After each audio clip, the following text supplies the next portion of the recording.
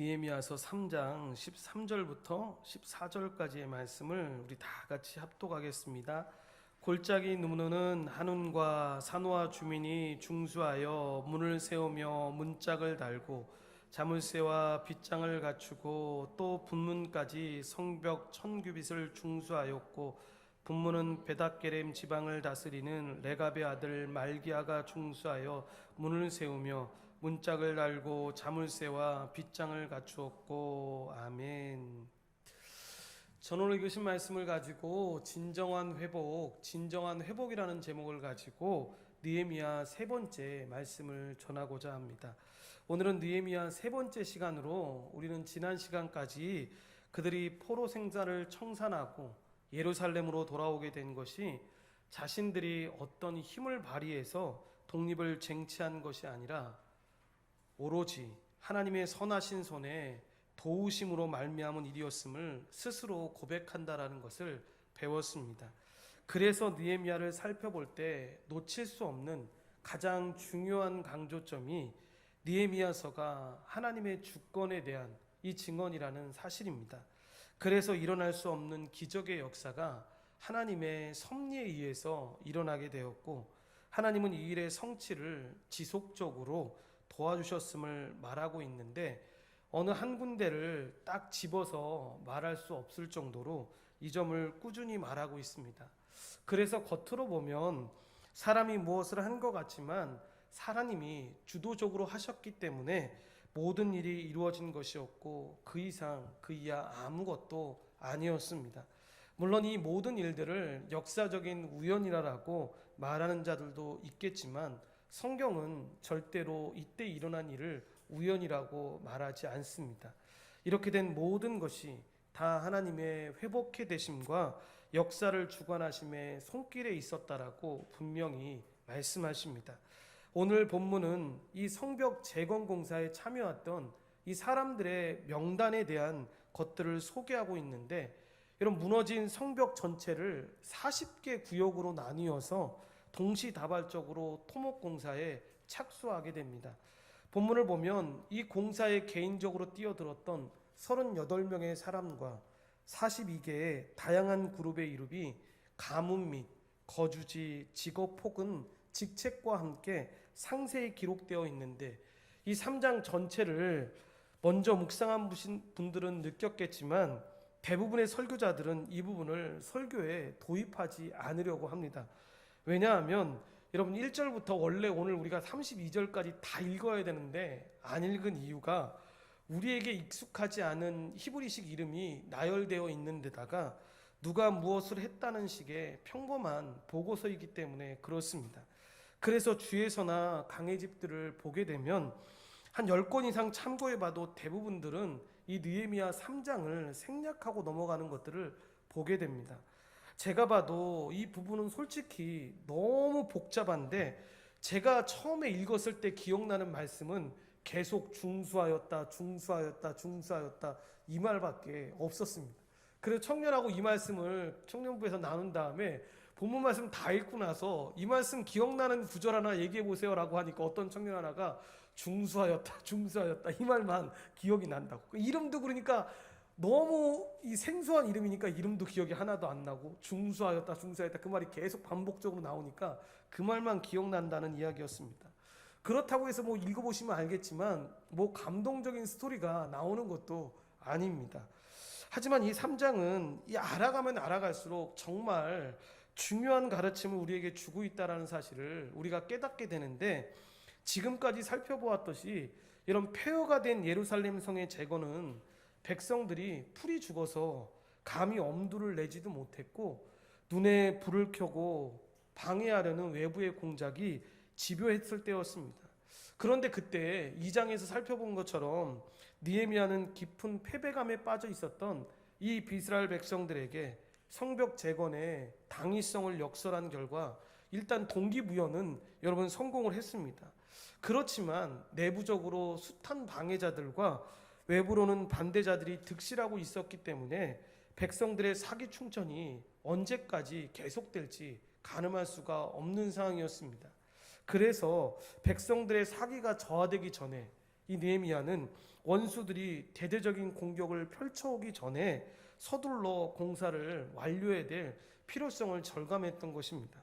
즉 속전속결을 결심했던 것인데, 그래서 건축의 기본이 되는 이 토목공사부터 시작해서 당시에 일반적으로 그들이 썼던 일반적인 조직과 방법과는 확연히 다르다라는 것을 깨달아서 가능하면 성별, 직업별, 이 계층별, 지역별 차이를 뛰어넘어서 모든 사람들이 이 성벽 공사에 참여할 수 있도록 유도를 했습니다. 그래서 3장에 나오는 명단을 자세히 우리가 한번 읽어보면 남녀노소의 구별 없이 다양한 직업과 다양한 계층, 그리고 다양한 지역에 출신된 사람들이 이 총동원되었음을 우리가 이 말씀을 읽다 보면 깨닫게 되는데, 그래서 우리가 느헤미야 3장을 깊이 묵상하면서 느끼는 건, 인간적으로는, 세상적으로는 정말 안 된다고 생각했는데, 야, 정말 되는구나. 하나님이 계획하신 일을 정말로 세상이 막을 수가 없구나라는 사실을 우리가 깨닫게 되는데, 그러므로 혹시나 우리도 우리 인생에 혹독하게 무너진 부분이 나온다 할지라도 너무 절망하지 말고 이 하나님의 선하신 손을 의지하고 나아가겠다라는 마음이 듭니다. 이렇듯 하나님의 지혜를 구하면 놀라운 회복의 기회를 주시는데, 그렇다면 어떻게 여러분 회복이 일어났습니까? 첫째로 모두 동참하게 했는데 여러분 그들은 혼자 일하지를 않았습니다. 이것은 그들이 무너진 성벽을 다시 쌓는 방법을 보면 우리가 자세히 알 수 있는데, 당시에는 어느 한 지점에서 시작해서, 그러니까 제가 지금 오른손 들고 있는 이 지점에서 시작해서 성을 동그랗게 둘러싼다고 생각하면 어느 한 지점에서 시작해서 한 부분으로 천천히 시작해서 이렇게 끝까지 가는 방법이 일반적인 방법이었습니다. 그런데 그들은 그 방법을 쓰지를 않습니다. 그들은 성 전체를 40개의 구역으로 분할을 합니다. 그러니까 동그랗게 성을 만약에 짓는다고 하면 40개로 구역을 다 나눕니다. 그런 다음에 40개 모든 지역에서 동시다발적으로 쌓아가는 것입니다. 그러니까 가능하면 자기가 살고 있는 이 지역의 성벽은 자신과 가족들의 손으로 건축하는 방법을 썼던 것입니다. 시간이 지나면서 이 방법이 참 지혜로웠다는 것을 우리가 깨닫게 되는데, 이것은 2km에서 3km가 되는 이 긴 성벽을 어느 한쪽부터 순서대로 짓지 않고 전 지역에서 원형의 인간 사슬을 만들어서 동시에 쌓아나가는 방법이었습니다. 이렇게 작업을 한 데는 여러분 이유가 있었습니다. 특별히 우리가 좀 독특하게 성을 짓자라고 해서 이렇게 지었던 것이 아니라, 먼저 한쪽부터 성을 쌓게 될 경우에 여러분 노동력이 한쪽에 집중될 거 아닙니까? 그러니까 예를 들어 성이 이렇게 크게 있다고 한다 그러면 이 부분에서 성을 짓게 되면 이 건너편에 있는 사람들이나 이 사람들은 쉬는 시간이 되지 않습니까? 그러면 시간이 계속 지연되게 되니까 그런 시간을 방지하기 위해서 한가롭게 놀지 않기 위해서 그랬던 것이고, 또한 어떻게 해서든지 이 성벽 재건을 막으려고 하는 원수들이, 그러니까 제가 지난주에도 설명드렸던 것처럼 여러분 이쪽에서 성벽을 짓고 있는데 이 성벽이 없는 상태니까 사방에서 자기들을 공격할 수 있는 상황이었지 않습니까? 그러니까 그런 상황에서 한쪽이 허물어지면 모든 것들이 금방 중단되고 더 이상 진전될 수 없다는 걸 알았기 때문에 그렇게 동시다발적으로 모든 곳에서 공사를 시작했던 것입니다. 이런 이유로 그들은 모든 사람들에게 일을 분담하고 책임을 위임한 다음에 가능하면 자기 집 주변은, 그래서 옆에 있는 이웃의 집 주변은 자신들이 쌓도록 유도했던 것입니다. 이렇게 하자 일거양득의 효과가 나타나게 되는데, 성벽을 쌓아서 하나님의 백성의 이 실추된 명예가 회복되는 것은 물론이고 외적의 침입도 막아내는 동시에 자기의 집도 보수함으로 눈에 띄게 환경도 개선시킬 수가 있게 됩니다. 팔이 안으로 굽는다라는 말이 있는 것처럼 내 집 앞 성벽을 쌓게 하니까 여러분 책임감도 배가 되어서 더욱더 열심히 그 성벽을 짓게 됩니다. 이처럼 예루살렘 성벽 건축의 대부분은 내가 지킨다라는 정신으로 전 가족이 역량을 집중해서 뛰어든 여러분 이 귀한 협업의 사업이었습니다. 물론 공사에 참여하는 일꾼들의 숫자와 역량에 따라서 맡은 일이 각각 달랐던 것은 너무나도 당연한 일입니다. 무슨 얘기냐면 한마디로 예루살렘의 성벽 재건 사업은 분담과 협동이 이 극대화된 결과로 나타냈던 성과물이었다라는 것입니다. 이렇듯 그들은 혼자 일하지 않고 같이 일했는데 성한 모든 백성들을 동참시키기 위해서 그들의 마음과 생각을 바꾸었습니다.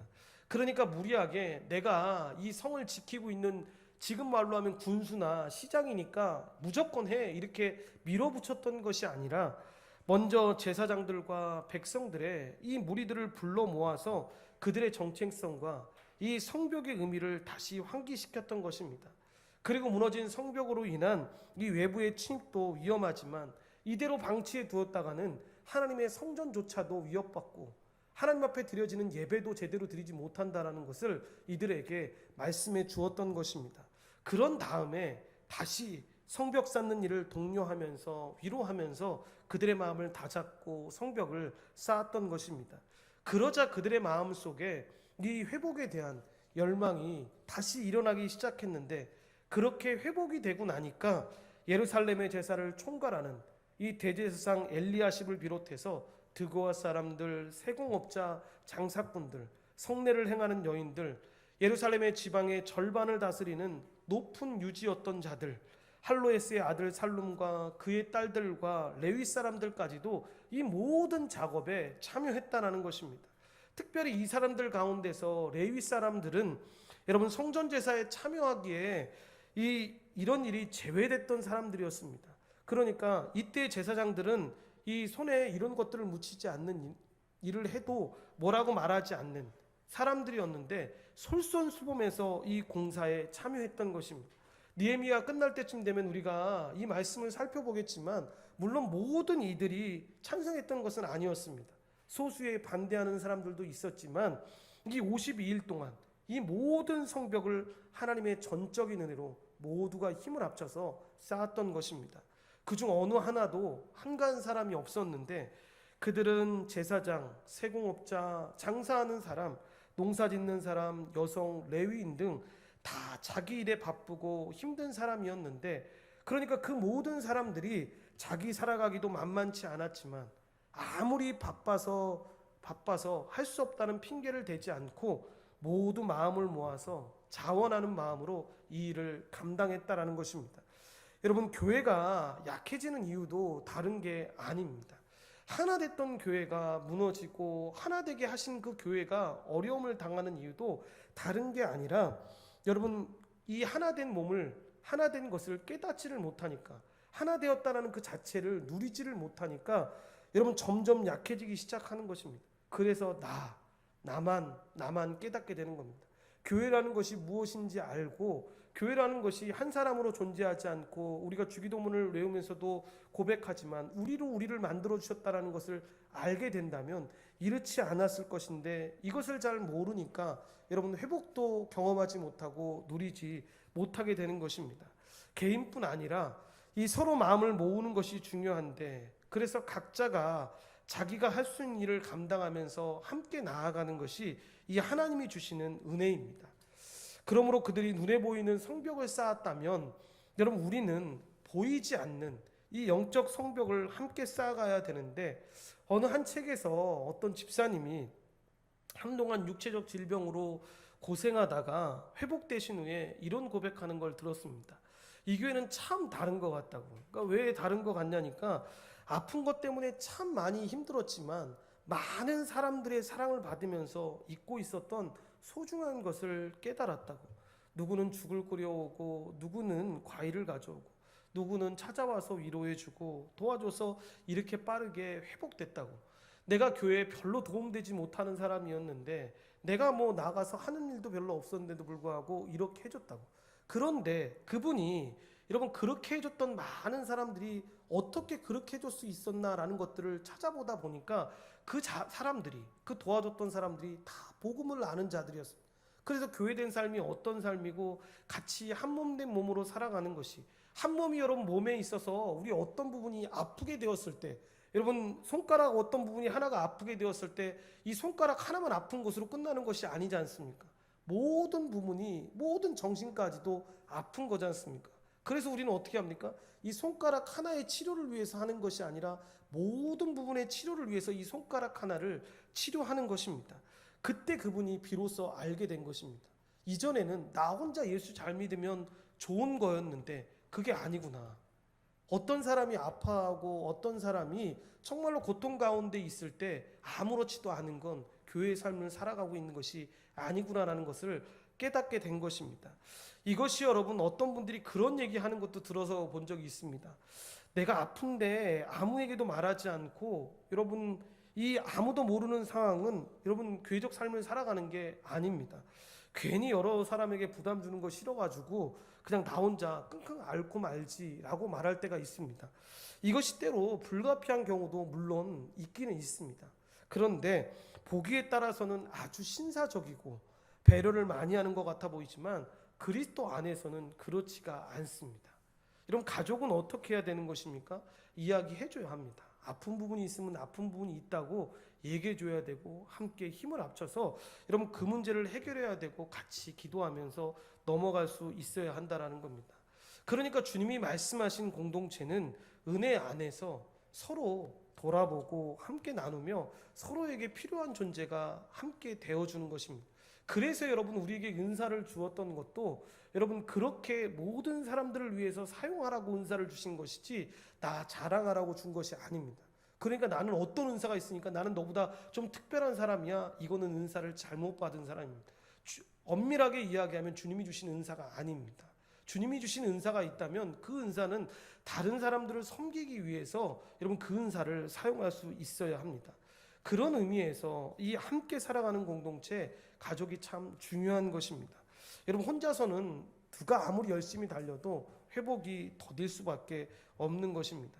그래서 예수님도 이 12제자와 함께 사역하시며 이 공동체의 소중함을 이 삶으로 우리에게 보여주셨는데 이 건강한 교회가 되려면 이 성경적 교회가 되려면 섬김이든 봉사든 어떤 것이든 모두 함께 참여해야 합니다.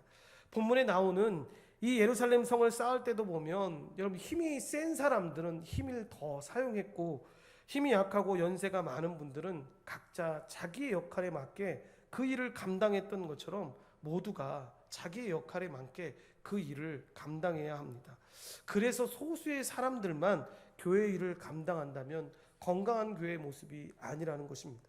그래서 어떤 미래학자가 이야기했던 것처럼 이 교회를 바라볼 때 교회에서 실제적으로 일하고 있는 사람들이 채 3%가 되지 않는다라는 이야기를 하면서 이런 얘기를 했습니다.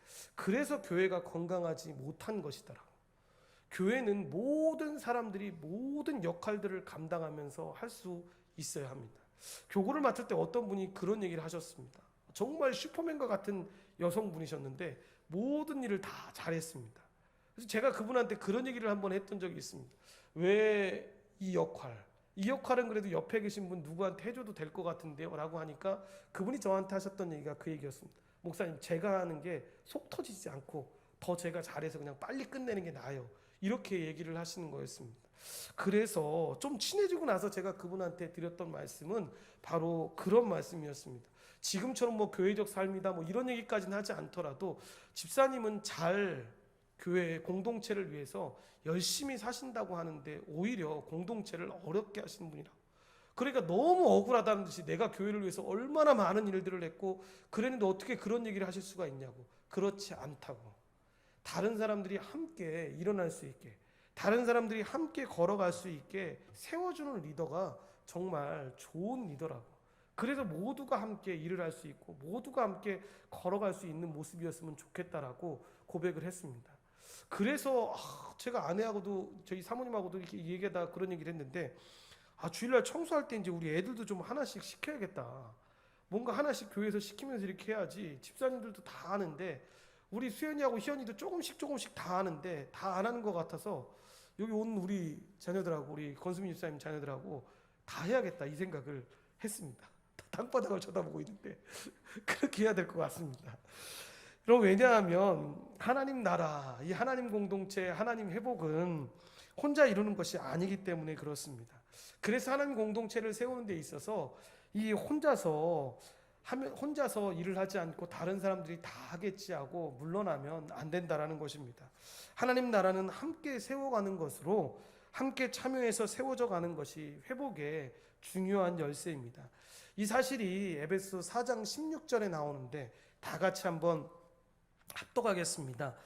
그에게서 온몸이 각 마디를 통하여 도움을 받음으로 연결되고 결합되어 각 지체의 분량대로 역사하여 그 몸을 자라게 하며 사랑 안에서 스스로 세우느니라 라고 이야기합니다. 가정도 마찬가지 아닙니까? 이 교회와 마찬가지로 함께 할 때 이 회복이 일어나게 되는데, 어느 가정에서 부모와 자녀가 소통이 제대로 되지 않아서 가족회의를 열었는데 이 부모가 훈계만 하니까 자녀들이 딴청을 피우면서 원하는 대화가 되지를 않았다고 합니다. 그래서 이 부모는 고민 끝에 아이들이 좋아하는 음식들 사주면서 다시 이 대화를 하려고 했는데, 그렇게 몇 달의 시간이 흐르면서 조금씩 반응을 얻었다고 합니다. 그리고 자녀들의 입이 드디어 열리기 시작했는데 무려 6개월이라는 시간이 열렸다고 합니다. 우리 자녀들은 그런 자녀들이 없으니까 참 감사한데, 여러분, 일방적인 훈계를 그치고 말을 듣기 시작하니까 자녀들의 입이 열리고 회복이 시작됐다라는 것입니다. 여러분, 혼자서 회복할 수 있는 게 아니라는 겁니다. 모든 구성원들이 함께 참여하고 함께 마음을 열 때 여러분, 이런 일들이 가능한 것입니다. 자기의 위치에서 자기의 직무의 자리에 서 있을 때 여러분, 전체가 만들어지는 것입니다. 그러니까 공동체 안에서 어떤 역할을 한 사람이 빠지게 되면 전체가 안 되는 것입니다. 왜 여러분, 한 마리의 양이 그렇게 중요한 겁니까? 100마리의 양 중에 한 마리 양 없어도 99마리나 되는데, 여러분, 그것은 한 마리가 없으면 전체가 안 되기 때문에 그렇습니다. 한 사람이 왜 중요합니까? 그 사람이 회복되어야지만, 여러분, 합쳐져야지만 온전해지기 때문에 그런 것입니다. 그래서 여러분, 교회 안에서 잘못된 일을 행하고 잘못된 일을 일으키는 사람들한테 권징, 여러분, 잘못됐다라고 하고 징계를 내리는 이유 중에 하나도 저 사람 우리하고 맞지 않는 사람이니까 우리하고 쫓아내기 위함이 아니라 그 사람이 다시 우리와 온전해져서 다시 한 몸이 되어서 다시 걸어가기 위해서 그 아픈 징계를 내리는 겁니다. 그러니까 그 징계를 내릴 때, 여러분들의 부모님이 여러분들이 잘못을 행했을 때 여러분에게 징계를 내렸을 때 부모님이 와, 통쾌해. 이놈의 자식 내가 몇 대 때렸네, 이놈의 자식이 이렇게 잘못해가지고 내가 이 애를 괴롭혔네 라고 끝나지 않지 않습니까? 여러분, 그때 드는 생각이 무엇입니까? 엄마는, 아빠는 그 자녀들이 아픔 당하는 것보다 오히려 더 아파할 때가 있다는 겁니다. 우리 막내 아들이 지금 자고 있으니까 더 그런데, 쟤는 그렇습니다. 혼날 때는 진짜 세상 원망하듯이 다 쳐다보다가 좀 지나고 나면 혼낸 아빠는 마음이 아직도 아픈데 와가지고 아빠 그러면서 막 사랑스럽게 안길 때가 있습니다. 그러면 마음이 너무 아픕니다. 내가 방금 전에 혼냈던 모습이 생각나서. 쟤는 다 잊었는데. 여러분, 우리가 권징을 실현할 때에도 마찬가지입니다. 더 많이 사랑하고 더 많이 이 한몸됨을 깨달았던 사람들이 그러한 일이 있었을 때 더 아파하고 잠도 제대로 자지 못하고 그 고통 가운데 있게 되는 것입니다. 그래서 하나는 하나가 아닌데 이 한 사람이 전체 교회입니다. 각 지체가 각각 붙어 있지만 사실은 한 사람인 것입니다. 그래서 교회를 자꾸 기능으로 이해하고 사람을 기호화시키고 숫자화시키면 그 공동체는 참 마음이 아픈 공동체가 되는 것입니다. 절대로 사람을 숫자화시키면 안 됩니다. 하나님이 그 한 사람에게 관심을 갖고 있고 그 자녀로 삼고 그 자녀를 축복하고 있다는 사실을 우리가 놓치면 안 됩니다.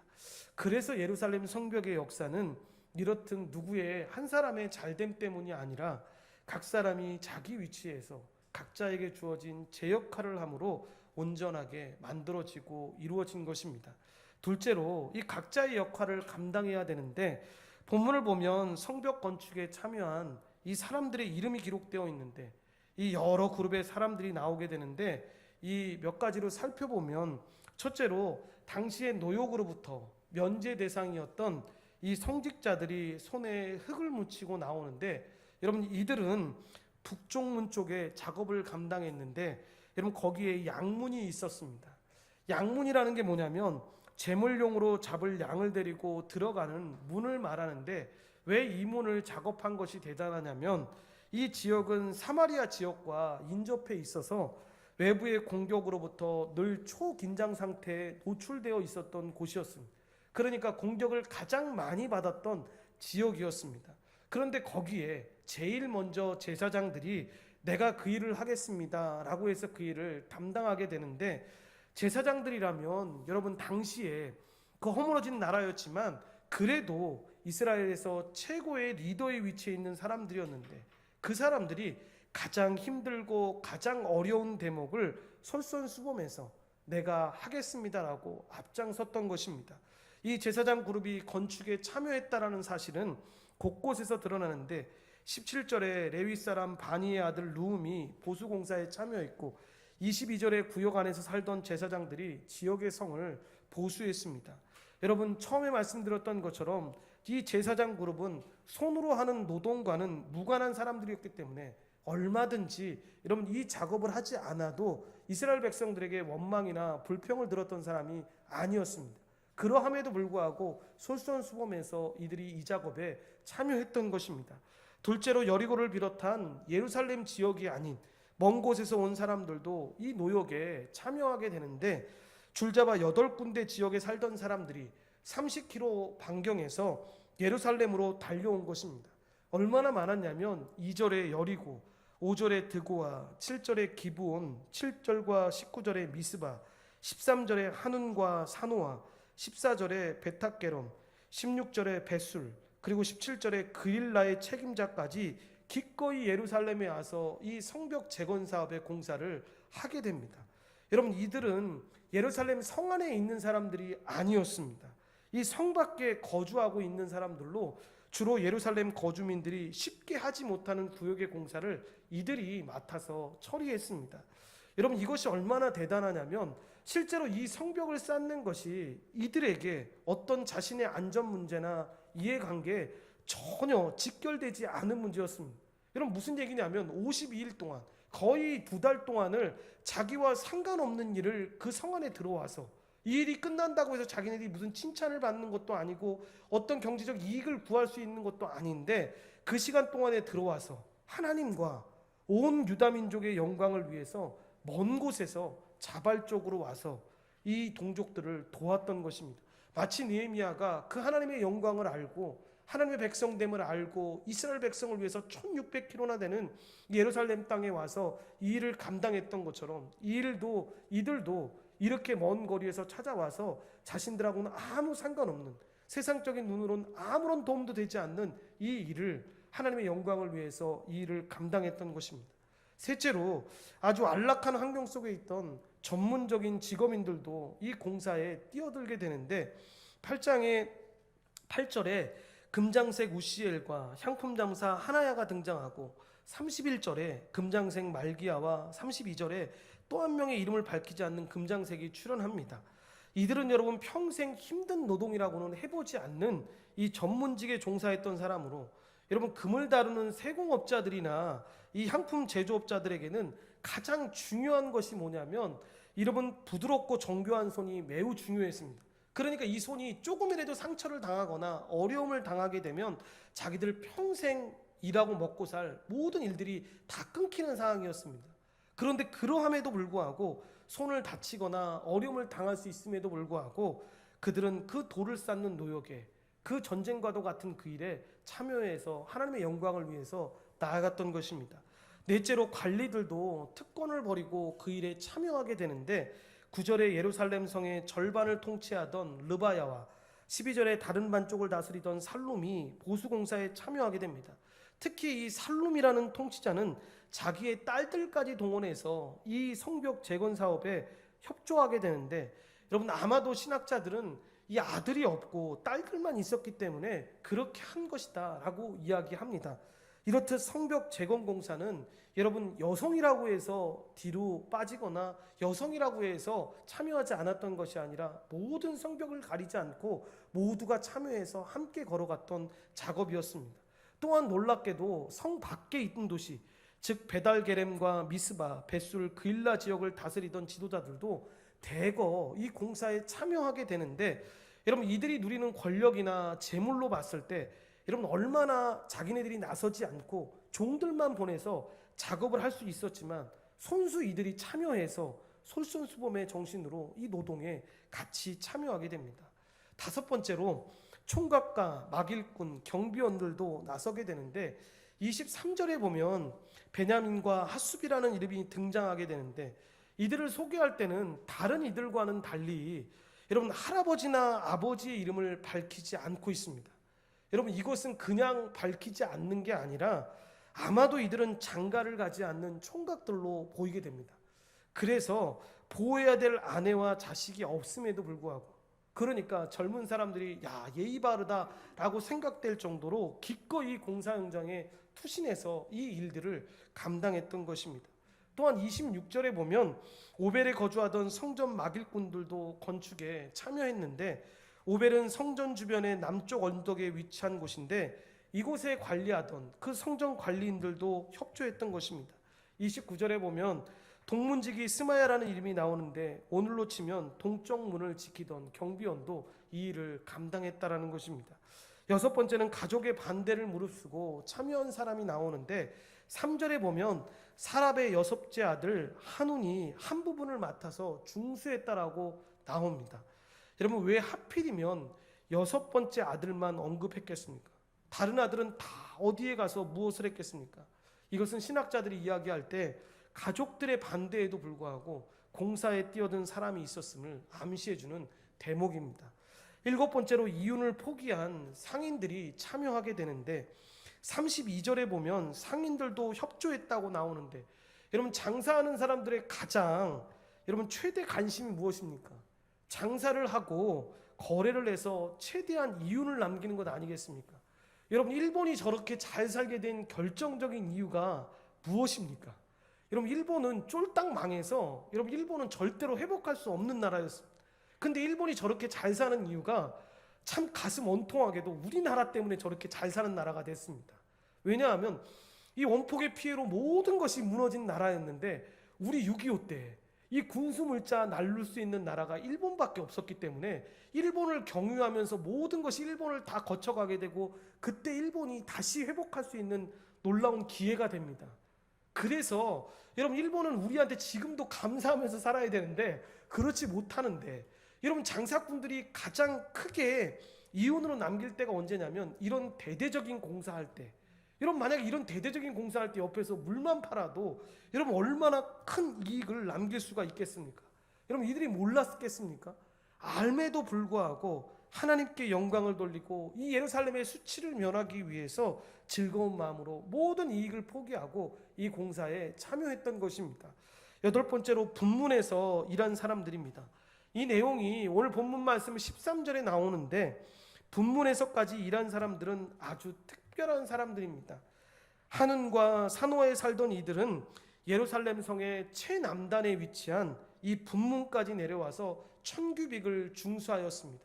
여러분 거리가 약 500m에 이르는 긴 지역을 이들이 감당했던 것인데 그러니까 최소한 4분의 1에서 6분의 1을 이 사람들이 이 성 재건 사업에 감당했던 것입니다. 그래서 이렇게 긴 성벽을 축조했기 때문에 다른 것들과 달리 1000규빗이라는 구체적인 선의 길이까지 이 본문에서 제시해 놓고 있는 것입니다. 그런데 이들이 이렇게 제일 긴 성벽문을 쌓았다는 것도 정말 중요하지만 더 중요한 사실은 여러분 멀리 분문까지 내려가서 이 일을 했다라는 것입니다. 여러분 분문이라는 말이 무슨 얘기냐면 말 그대로 똥문, 거름문, 쓰레기문이라고 할 수 있습니다. 이런 이유로 여러분 이 분문은 거룩한 예루살렘 성전과는 서로 멀리 떨어져 있었습니다. 이처럼 더럽고 냄새나는 이 똥문 곁에서 성을 쌓는 일을 여러분 누가 하고 싶었겠습니까? 모든 사람들이 회피하고 모든 사람들이 하고 싶지 않는 일이었습니다. 아마 누구든지 가장 일하고 싶은 장소를 꼽으라고 하면 15절에 나오는 샘문이었을 것입니다. 샘문은 여러분 시원한 샘이 있어서 수시로 갈증을 풀 수도 있고 일이 끝나고 목욕도 할 수 있고 게다가 그 근처에는 왕의 동산까지 있었으니까 얼마나 작업 환경이 좋았겠습니까? 하지만 분문, 이 쓰레기 처리장이야말로 도시 전체의 위생을 위해서 너무나도 중요한 곳이었기 때문에 이 하눈과 산호아 사람들은 예루살렘 거주민이 아니었음에도 불구하고 가장 길게 성을 쌓을 뿐만 아니라 가장 더러운 곳까지 진출해서 힘든 작업을 했던 것입니다. 여러분, 그 성에 있는 사람들이 자기의 필요를 위해서 그랬던 것이 아니라 그 성 밖에 있는 사람들이, 그 성 사람들이 짓기 어려운 그곳까지 내려가서 그 성을 위해서 지었다라는 것입니다. 아홉 번째로 눈에 띄게 열심히 일한 사람이 있는데 20절에 보면 바룩이라는 사람이 힘써 중수했다라고 기록하여 있는데 다른 사람에겐 이 표현이 없습니다. 특별히 그에게 그 표현을 쓴 것은 그가 얼마나 힘과 정성을 다해서 성벽 건축에 참여했는지를 우리가 알 수가 있습니다. 마지막으로 다른 사람들은 자기 집과 마주대한 부분을 중수했지만 무술람은 자기 방과 마주대한 부분을 중수했다고 본문 30절에 나오는 것을 보게 됩니다. 왜 그는 집이 아닌 이런 방을 중수했겠습니까? 대부분의 학자들이 이야기할 때 이 무술람은 집이 없었을 것이다라고 추정을 합니다. 우리말로 하면 여러분, 새방을 사는 무술람도 성벽을 중수하는데 참여했다라는 것입니다. 자기 집도 없이 새방 사는 사람이 여러분 지금 성벽을 쌓을 때입니까? 얼마나 많은 사람들이 이때 부정적이었던 사람들이 그에게 이야기하지 않았겠습니까? 지금 말로 여러분 이것을 쉽게 이야기하면, 야, 내 형편도 별로 좋지 않은데 뭘 그리 나중에 환경 좋아지고 형편 좋아지면 교회 다녀도 괜찮아, 교회에서 열심히 봉사해도 괜찮아, 지금 상황에서 무슨 봉사를 하겠다고 취직이 되고 어느 정도 안정되면 그때부터 해 라는 말을 얼마나 숱하게 많이 들었겠습니까? 여러분, 이런 입장에서 보면 무술람은 이 성벽 재건 사업에 절대로 참여할 수 없는 사람이었습니다. 열심히 일해서 월세를 내와야 될 판에 여러분 성벽을 쌓을 시간이 어디 있겠습니까? 그런데 그 일이 하나님의 이름을 알았기 때문에 그들은 이 모든 사람들이 묵묵히 그 일을 감당하면서 걸어갔던 것입니다. 회복에는 이렇듯 한 사람 한 사람의 값진 수고와 희생이 있었습니다. 형편이 좋은 사람이나 형편이 좋지 못한 사람이나 상관없이 내 형편은 무리하라고 포기했던 것이 아니라 내가 주님을 위해서, 그 하나님의 영광을 위해서 무엇을 할 수 있을까를 찾아서 주님이 도와주실 거라는 믿음을 가지고 그렇게 걸어갔던 것입니다. 여러분, 우리가 인생을 살아가는 동안에도 우리 인생에도 주님은 그렇게 임하십니다. 내 형편과 처지를 누구보다 잘 알고 계십니다. 나의 모든 상황을 주님께 맡기고 이 주님의 나라와 의를 먼저 구할 때 그래서 하나님의 회복이 일어나게 되는 것입니다. 하지만 말씀드렸듯이 모든 사람들이 협조를 다한 것은 아니었습니다.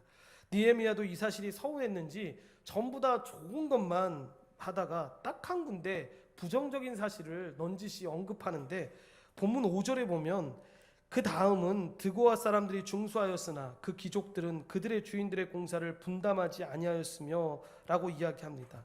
이 말은 뭐냐? 느고아의 평민들과는 달리 이 귀족들이 공사 책임자들에게 협조하지 않았다라는 것입니다.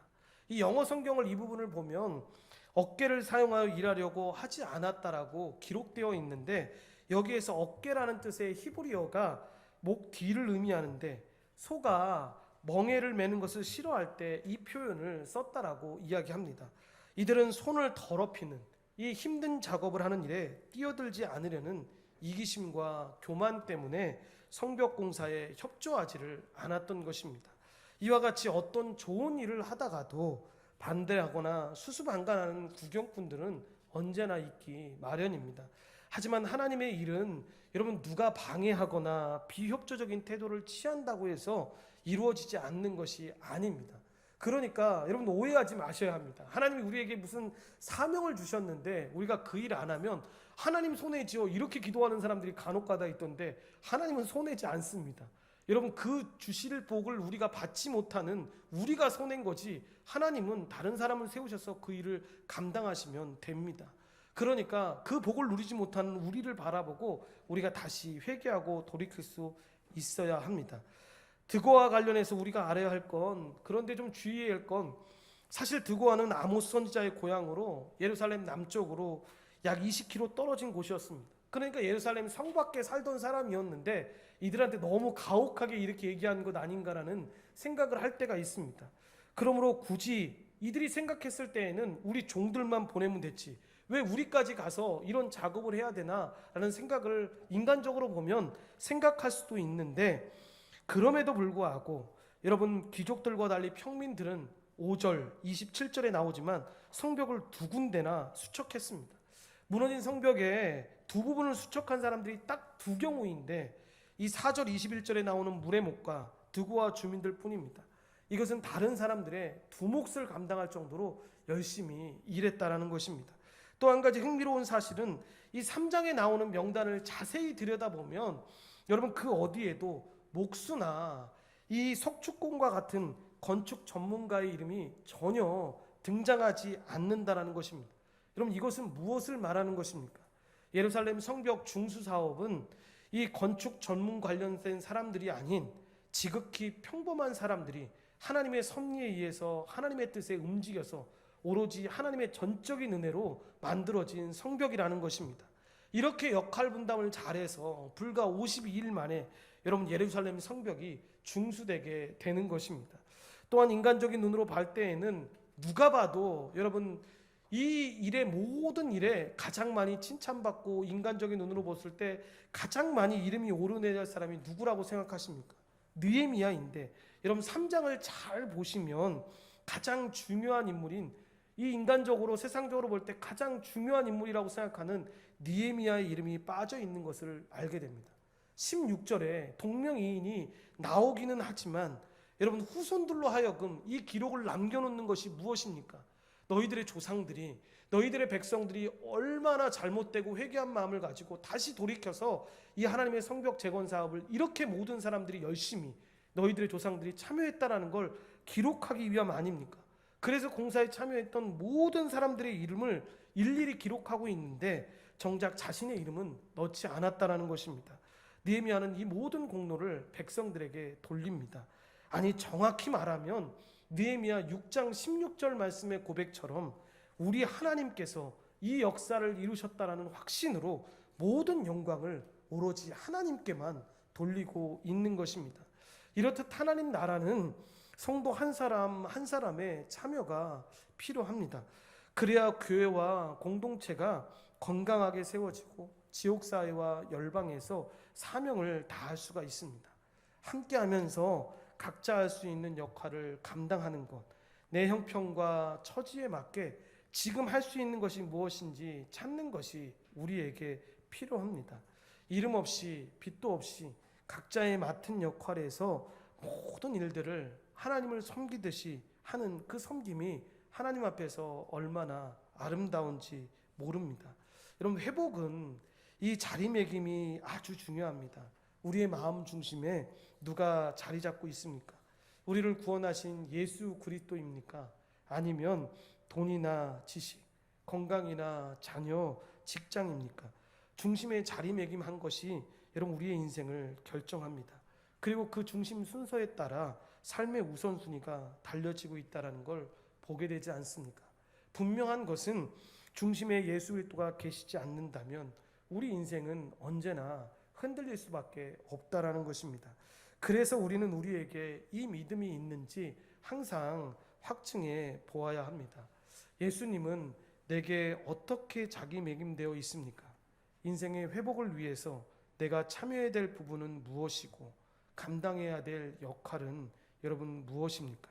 그 어렵고 힘든 상황에서도 그들이 힘을 합쳐서 성벽을 쌓아 올렸다면 우리도 우리 인생이 아무리 어렵고 소망이 보이지 않는다 할지라도 무너진 성벽도 다시 세워질 수 있음을 여러분 기억하시기를 바랍니다. 이 말씀을 계속 묵상하다 보면 계속 제 머릿속에서 여러분들도 듣는 생각 가운데 주의해야 될 생각 중에 하나가 뭐냐면, 와, 이 사람들이 열심히 일했구나, 열심히 수고해가지고 예루살렘 성벽을 재건했고 열심히 그렇게 만들었구나 라고 생각을 할 수 있습니다. 그래서 우리가 열심히 살아야지, 열심히 뭔가를 하고 열심히 해야지. 그런데 여러분, 우리가 계속 성경을 보면서 느끼는 건 뭐냐면, 여러분, 우리가 열심히 해서 일을 하지 말자 이 얘기가 아니라 여러분, 하나님이 다 이루신 일이라는 겁니다. 예수님이 그 일을 이루셔서 우리를 이 땅 가운데 교회적 삶으로 살게끔 만들어 주셨습니다. 그런데 이 사람들은 모르는 거죠. 하나였다라는 걸 모르는 거죠. 그러니까 우리가 흩어져서 다시 이렇게 하나로 모여야 돼, 하나로 모여야 돼라가 아니라 우리는 이미 하나인데 오히려 떨어져 있는 모습이 오히려 원래 그 모습 그대로 하나로 모여서 하나님이 만드신 그대로 나아가야 되는 것인데 우리가 그렇지 못하고 우리가 노력하고 수고해서 하나가 되어야겠다. 그래서 우리가 은혜를 받을 때 보면 여러분 우리가 깨닫는 것 중에 하나가 우리는 하나예요, 하나예요, 하나예요. 우리가 하나가 되어야 돼요. 막 이렇게 구호를 외친다고 해서 하나가 되는 게 아닙니다. 그리고 은혜가 넘칠 때 우리가 그 복음의 신비를 깊이 깨달으면 깨달을수록 알 수 있는 게 뭐냐면 말은 하지 않아도 우리가 하나인 것을 서로 알고 걸어가는 것들을 바라보게 되지 않습니까? 그래서 가족이 튼튼해질 때 건강한 교회의 모습이 튼튼해진 모습을 보게 되면 이런 말을 하는 게 아닙니다. 우리 하나예요. 우리 하나가 되고 있습니다 라고 말하면 좀 의심할 필요가 있습니다. 왜냐하면 하나가 아니니까 감추기 위해서 할 때가 많습니다. 그런데 다른 사람들이 보는 겁니다. 그냥 보이는 겁니다. 하나니까 함께 살아가는 게 보이고 정말 주님이 만든 그대로 함께 살아가는 것들이 바라보게 되니까. 그래서 아까 아침에도 말씀드렸던 것처럼 어떤 한 사람이 아플 때 저 사람 안 좋은 일 있었대, 저 사람 좀 안 됐다, 이렇게 끝나는 것이 아니라는 겁니다. 여러분 한 몸의 어떤 부분이 아플 때 우리에게 나타나는 현상은 무엇입니까? 몸 전체가 아픈 겁니다. 몸 전체가. 여러분 그러면 어떻게 합니까? 몸 전체가 아프니까 몸 전체가 그를 위로해주고 몸 전체가 그를 찾아와서 위로해주고 힘주고 다시 일어날 수 있도록 격려하는 것 아니겠습니까? 그러니까 구약 성경에 나오는 이 모습이 나타났던 많은 사람들의 모습들, 그리고 하나된 모습들을 우리에게 예시하셨던 많은 모습들을 볼 때 나타나는 현상은 우리가 하나예요 라고 외쳤던 것이 아니라 하나인 모습을 우리에게 그냥 보여주고 있습니다. 예수님이 오셔서 우리를 하나 되게 하셨고 그 하나된 모습으로 우리 안에 살아가게 됐을 때 이 영적으로 성벽 재건 사업을 우리가 쌓아가는 이 모든 일에 감당할 때 여전히 어렵고 힘들고 낙심한 일이 있지만 하나 되었다라는 사실, 그리고 우리는 이미 하나라는 사실을 깨닫고 나아갈 때 이 어려움과 낙심 가운데서도 우리는 하나니까 믿음으로 넉넉하게 승리하면서 걸어갈 수가 있는 것입니다. 그런 하나님의 은혜가 여러분 삶 가운데 넘쳐나게 되시기를, 그리고 모든 육적으로나 영적으로 쌓는 모든 이 재건 사업 가운데 이 회복이 하나님의 은혜로 하나님의 선하신 손으로 이루어졌음을 깨닫게 되시기를 간절히 축원드립니다. 기도하시겠습니다. 하나님 감사합니다. 하나님 느헤미야 3장 말씀을 우리가 살펴보았습니다. 성벽 재건 사업에 참여했던 모든 사람들의 명단을 우리가 다 살펴보진 못했지만 대표적인 그룹들을 보면서 살펴보았는데 하나님 이 모습이 하나님 교회가 되었을 때 교회로 살아가는 교회의 모습을 보여주는 것이 아닌가 하나님 우리가 믿음으로 고백합니다. 이렇게 살아가는 것이 교회의 삶 아니겠습니까?